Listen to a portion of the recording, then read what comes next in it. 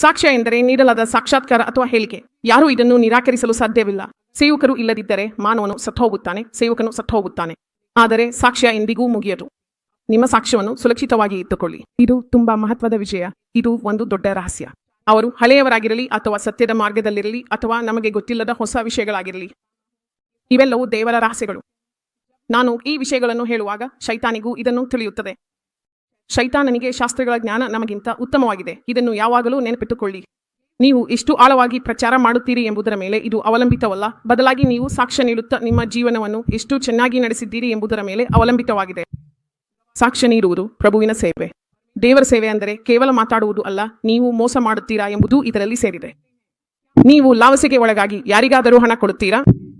ನೀವು ನಿಮ್ಮ ಜೀವನದ ವ್ಯಾಪಾರದಲ್ಲಿ ಸಿಲುಕಿಕೊಳ್ಳುತ್ತೀರಾ? ನೀವು ಪಾಪಕ್ಕೆ ಬೀಳುವ ಬಗ್ಗೆ ಯೋಚಿಸುತ್ತೀರಾ? ಹಾಗೆ ಲೋಭ, ಆಸೆ, ಕೆಟ್ಟ ಅಭ್ಯಾಸಗಳು, ವ್ಯಭಿಚಾರ ಎಲ್ಲ ಪಾಪಗಳನ್ನು ದೂರ ಮಾಡಿ. ನಿಮ್ಮ ಕಾರಣದಿಂದ ದೇವರ ಹೆಸರು ಇತರ ನಡುವೆ ಕೆಟ್ಟ ಹೆಸರು ಆಗಿದ್ರೆ ಅದು ತುಂಬಾ ಭಯಾನಕವಾದ ವಿಷಯ. ಆದ್ದರಿಂದ ಎಚ್ಚರವಾಗಿರಿ, ಏಕೆಂದರೆ ದೇವರ ಕೋಪ ಯಾವಾಗ ಹೊರಬರುತ್ತದೆ ಎಂದು ಯಾರಿಗೂ ಗೊತ್ತಿಲ್ಲ.